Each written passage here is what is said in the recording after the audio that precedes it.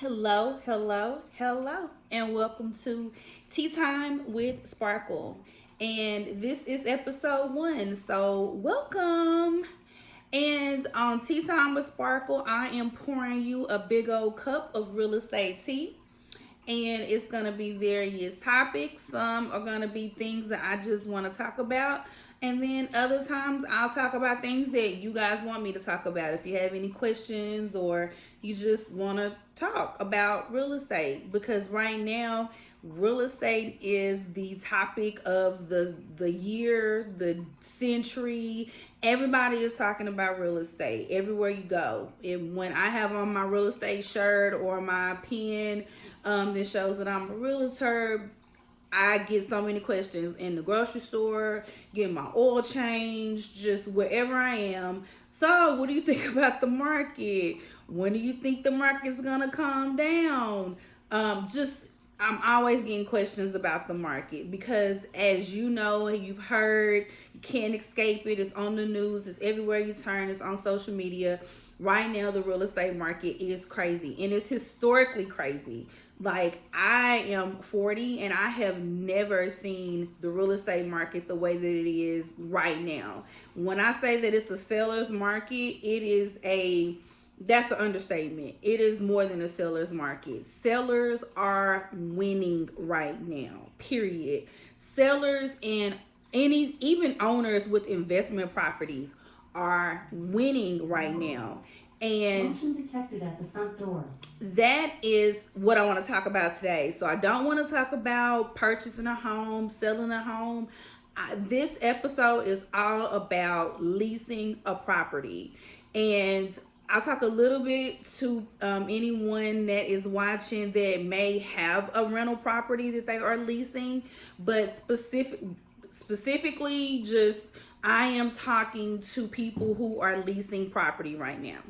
And I mean, if you are leasing a property and you are, in your 30s, 40s, this is not the first property that you have leased, where you're living now. I mean, let's face it, it's not. If you're in your 20s, just graduated high school, it may be the first property that you have leased, or you may have never leased the property, or you may be 50 and you've never leased the property because you have always owned your home. It was a family home and you've always lived there, or you and your husband purchased a home, when you first got married, and now you're going through a divorce and now you have to lease a property instead of purchasing a property. Whatever your situation is, if you are leasing, whether it's your first time or not, some of the rules have changed in the leasing game and they are more strict. You used to be able to lease a property and they asked for minimum information. You had a few check stubs. They'll do a little, 1-2 rental verification, and there you go. The rental game has changed. Like everything else, most property management companies that rent properties, they use some type of software to qualify the tenants, background checks, credit checks, rental verifications. Everything is automated. A lot of them go through third-party companies. So where you would have just the, lady in the office that took your information and made the phone calls, now they are literally running your information through a system. You have a third-party company, and that's all they do is call places and verify, send off requests to different departments to find out information directly from that department. So just off the top, rental verification, the game has changed. It is very, very hard to get in a lot of these rental properties. Landlords are not playing any games. And before I was in property management, I was just a normal consumer. So you would think, oh my God, it's not like, I can steal the house. Why are they acting like this? And, I'm paying a deposit. Sometimes people pay double deposits. What's the big deal? I'm just renting. The big deal is the wrong tenant can ruin your life if you are an investor. the wrong tenant can cause you thousands and thousands and thousands of dollars in repair costs.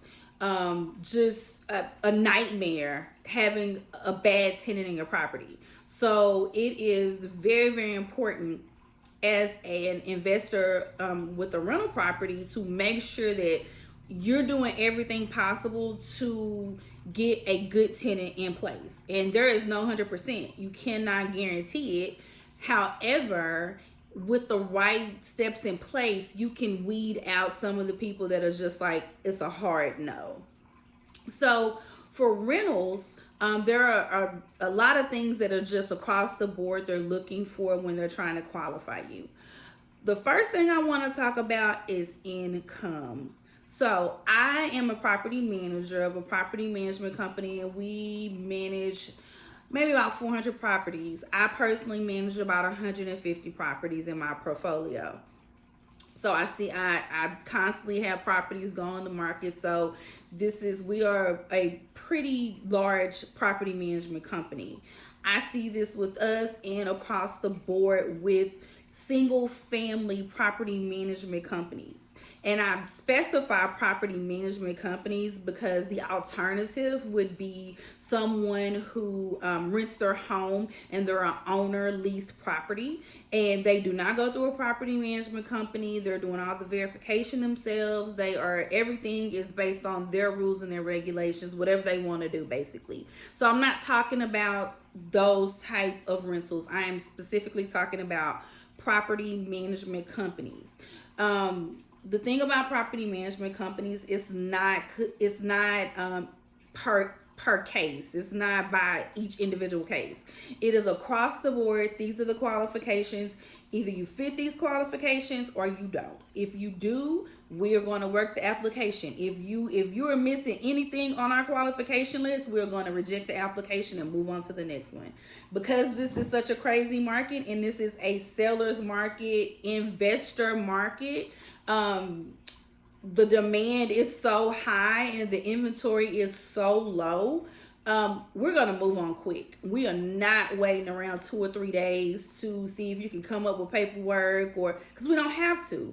Usually with the property right now, we have 4 applications the first day we put it on the market. I can list something on MLS and literally agents are calling me 15 minutes after it hits MLS. They want to see it. They want more information. It is a madhouse. So when you apply for something, trust and believe that there are at least 3 to 6 applications on that property or will be on that property. So we don't have to wait. It's not even a matter of if you want to or not. You don't have to. You can move on to the next person. We personally at my company, we go by first case. We go by the first person that's in is the first person that we look at, review the application. If that one doesn't work, we'll go on to the next one. There are some property management companies that they look at everything as a whole. Like, I'm looking at you, and I'm going to say, oh, candidate B has better income and better credit. So I don't care that A and C, I have your application. I'm just going to go with B. I don't care that A came in first. I don't care that C rented, for 10 years and B only rented for 2. Their credit is 700, theirs is 600. I'm going with this person. So that's the way that they do it. Different companies have different methods on how they process applications. So that is a question that you definitely want to ask when you put in an application. Do you go by first come, first serve? Do you look at each individual application, individually? How do you process applications, and what is the time frame that you process applications in? Is it a day? Is it a week? You want to know. So income is the number one reason that you do not get a property, even before credit, because you can have great credit and no income, or not enough income, I should say, and be denied for a property. You can have an 800 credit score and don't make 3 times the income and you're going to get denied, period. It's just no way around it. With rental properties, you have to make 3 times the income.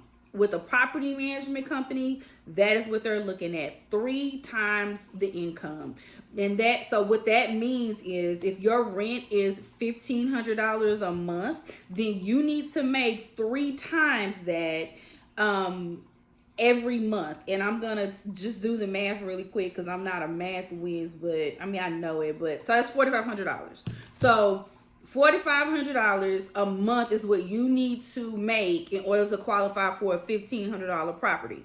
Now, this is gross. It is not net. So gross is what you're making before any deductions and taxes. So they're definitely looking at what your, the gross amount and not the net amount.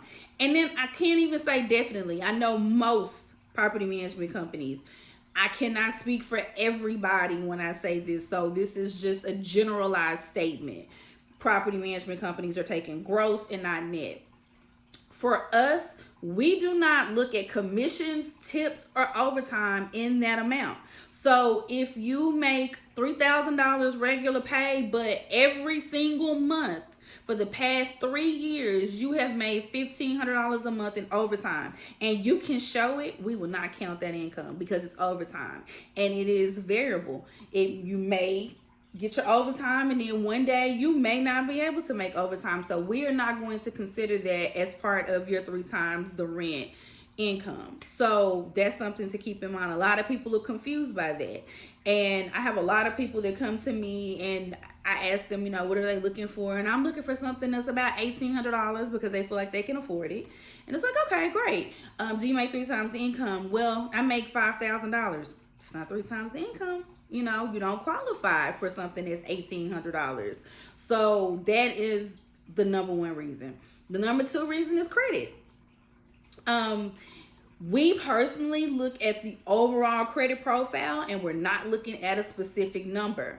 However, there are some property management companies that are looking at a specific number. So I can go on MLS and look at properties, and some places that literally put in the MLS comments, credit must be 620 or will not be considered. So they want a number. And then you have other ones that are like, we're just looking at the good and the bad accounts. For my company, we do not look at medical bills or student loans. So we count good accounts versus bad accounts.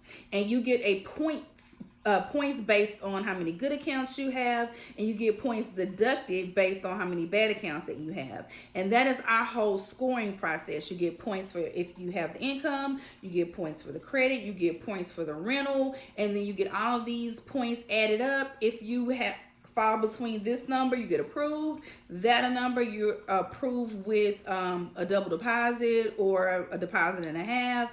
And then if you fall in this category, you don't get approved at all.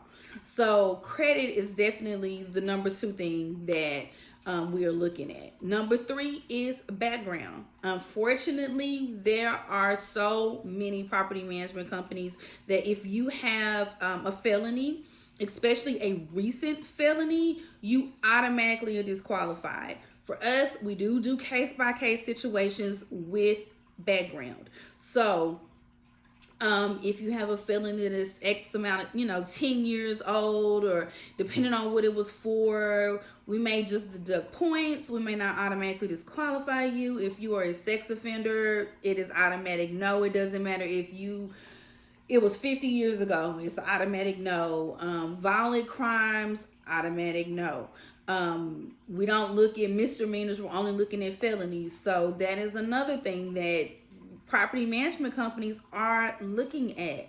And if you have a background, it can be really, really hard for you to lease a property.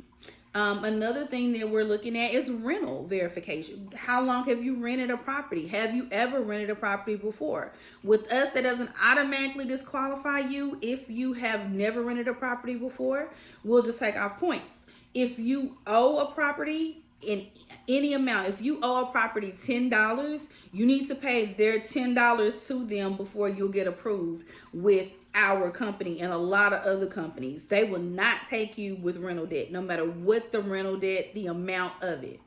Now, evictions,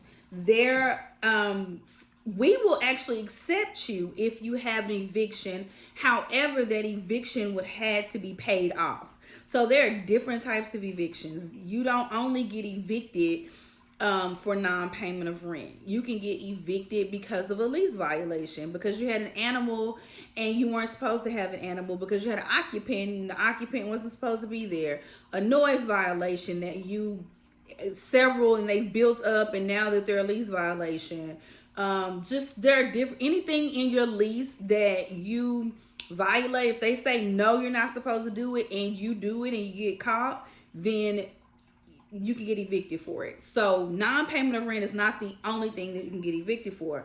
However, I mean, of course, if it shows that you're just like a bad tenant and you got evicted for, just something crazy, no, we're not going to accept you. However, if you got evicted because of rent, it is still showing on your record, but you have paid the judgment, it's zero, it shows a zero balance, then we will rent to you. We will take off points, but we will rent to you. So that means that, as long as your credit and your income is looking good, you could possibly still get a property with us and a lot of other companies. So those are the main things that are going to disqualify you or qualify you to rent a property.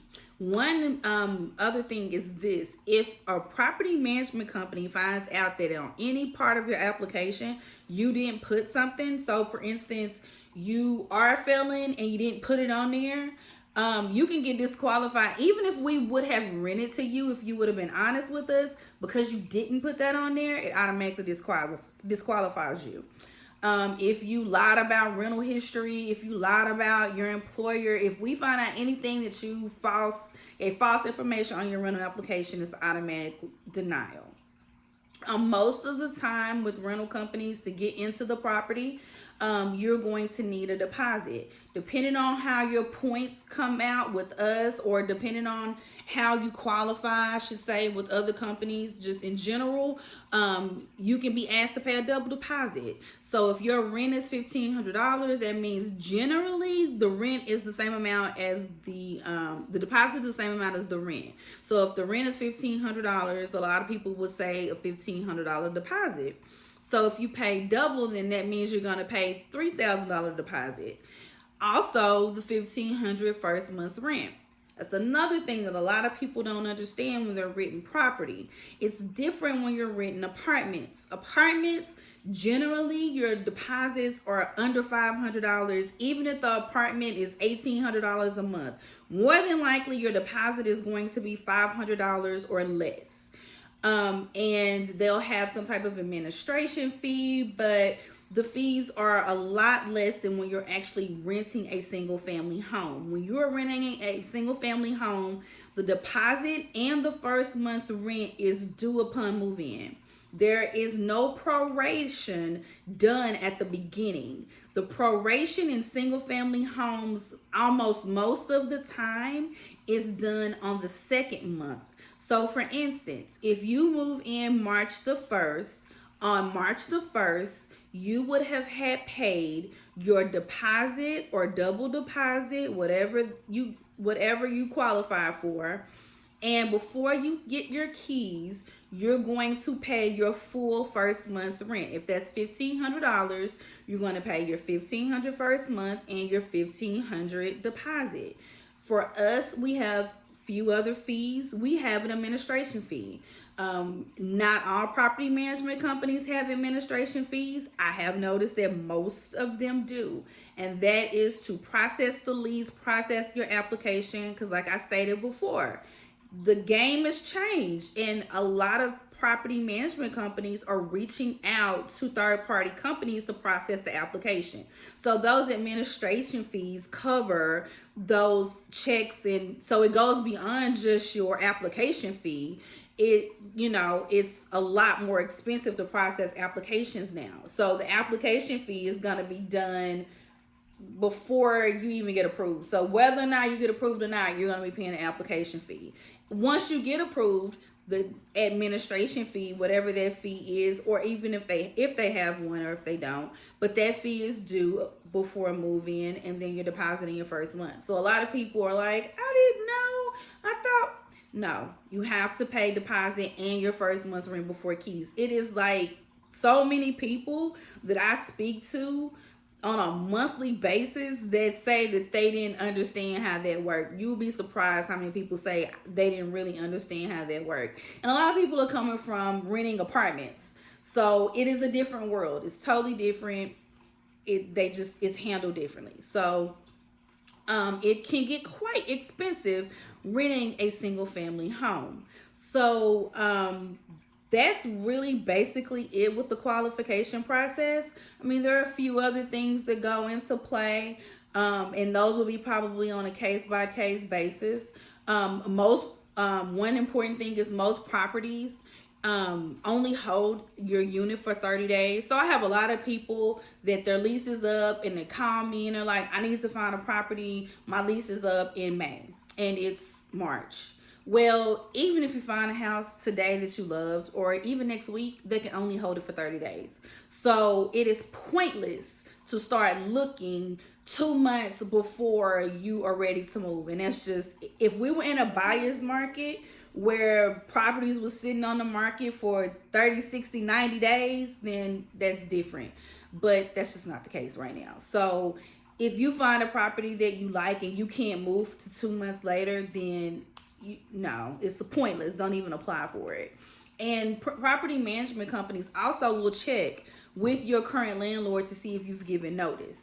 And a lot of property management companies will not lease to you if your property management company is saying no, they haven't gave a 30-day notice or a 60-day notice. They will deny your application for not giving a notice. So that's another thing that you want to keep in mind. It can get complicated. It can get expensive. A lot of people don't know this, but you should work with a realtor when you're trying to find a rental property. You absolutely should. Even if you are someone who is getting housing assistance with a Section 8 voucher, you can still use a real estate agent. Now, will any real estate agent work with you?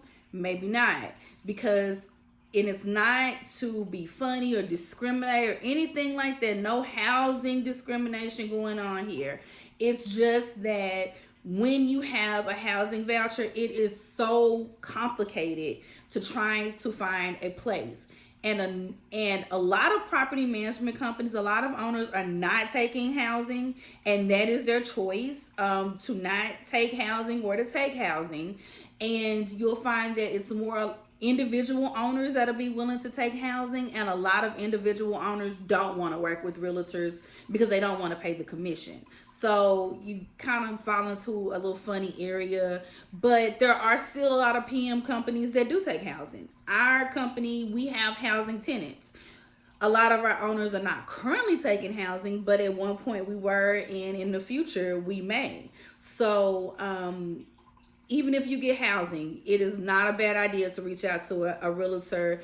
Let them know up front, I'm getting housing and I need some assistance. And I will give you a tip. You need to help them help you. Because it is difficult to find housing for a person that's getting a voucher. It is. It's very, very, very, very, very difficult, especially in a seller's market like we're in. The options are just not there. And, there are some tenants, the larger your bedroom size is for your house, the easier it is for you to find housing, actually. Or if you have a 1-bedroom voucher. 1-bedroom vouchers and like 4 or 5-bedroom vouchers are the easiest ones to place because, it's just easier. The inventory is there's a lot of get it in a 1-bedroom apartment. It's easier to place, and real estate agents can help you find an apartment. And so with the larger voucher sizes, the bigger houses that are leasing for $3,000, $4,000 a month that they can't get anybody in, they are taking housing because it's guaranteed payment, and they do not want their house sitting.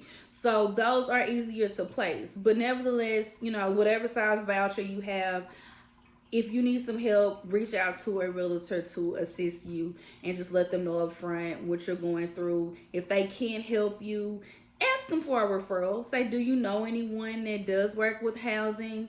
Or can you give me any tips on what I can do to make this process easier? I know for me, I don't necessarily work with housing tenants because I'm so busy, but I will give you tons of tips if you call me. I have people call me all the time and I'm like, go to this website, do this, do that. If you need some help, give me a call. I'll run a list for you. I might can't take you around to several properties, but it costs me nothing to go on MLS and run a list to see what houses are taking voucher programs, and I can email it to you, and then you can call them yourself. So just ask questions. And if you don't have a housing voucher and it's just you just renting a house just the regular way, you still need an agent. You need an agent because an agent is going to represent you. An agent is going to make all those phone calls to all those different houses that you're looking at. An agent is going to call and find out the application process. An agent is going to call and check on your application. An agent is going to let you in the property so you can view it. When you want to get back in the property so you can measure to see how big the refrigerated space is because you got the property, you better have an agent. Because if you're waiting on the property management company come open the door for you, you're going to be holding your breath and mad because they're going to do it when they have time to do it. Your agent is going to do it when you need them to do it because they're working for you. So an agent is your best friend when you are leasing a property. And the best thing is you do not have to pay for it. The company pays for it. So you don't have to come out of pocket with any money. Everything is coming from the company that is leasing the property. So it's win-win. Why not? So that's really, I'm almost running to 30 minutes. So I really don't want these segments to go over past 30 minutes because people's attention span is just, you know how we are. And I just don't see anyone watching this for longer than 30 minutes because I probably wouldn't. So I'm keeping everything around 30 minutes. So that's really all I can fit in 30 minutes right now. But I'm going to do these segments. I'm not going to say I'm going to do them every week or, every few days. I'm going to do them when the need arises. You might get a few in a week. You might get one a month. I don't know yet. We're going to ride this out. We're going to see how it goes.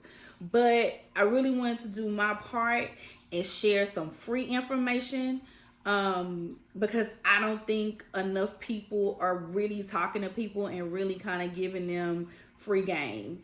And I really want to give people free game, especially with leasing because it's not talked about enough and everybody is leasing. And it's not a bad thing that you have to lease. You lease for different reasons. People don't necessarily just lease because they can't get a house. You just moved here, you filling the city out, you are not ready. The market is crazy and you don't want to pay for it, just different reasons. So it is nothing wrong with leasing. Do I think that purchasing a home should be the goal? Absolutely. Yes, because ownership is key. So yes, you should definitely have in the back of your mind that I am going to purchase a home and the game plan that you need to put in place so you can purchase a home. In the meantime, in between time, you're renting, be a smart renter. Know your stuff, know what you need to know so you will not get it taken advantage of, and call a real estate agent. I am sponsored through Classic Property Management. And I am a full service real estate agent. I can help you lease, I can help you buy, I can help you sell, I can help you with investment properties. So if you need my assistance and you want to hire me as your real estate agent, give me a call. My number is 214-315-0233.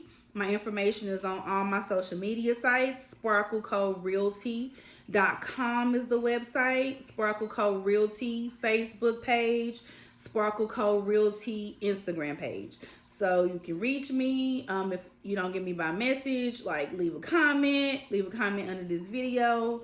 I'm gonna probably start a YouTube channel if I can figure out how to do it, because I'm 40 and I'm getting old and this is a lot. But for right now, we're going to put it on Facebook and we're going to go from there. So thank you for your time. Thank you for listening. Hope I didn't give you too much information. I wasn't talking too fast. I'll get better as I go. This is just the first one. And I'm out.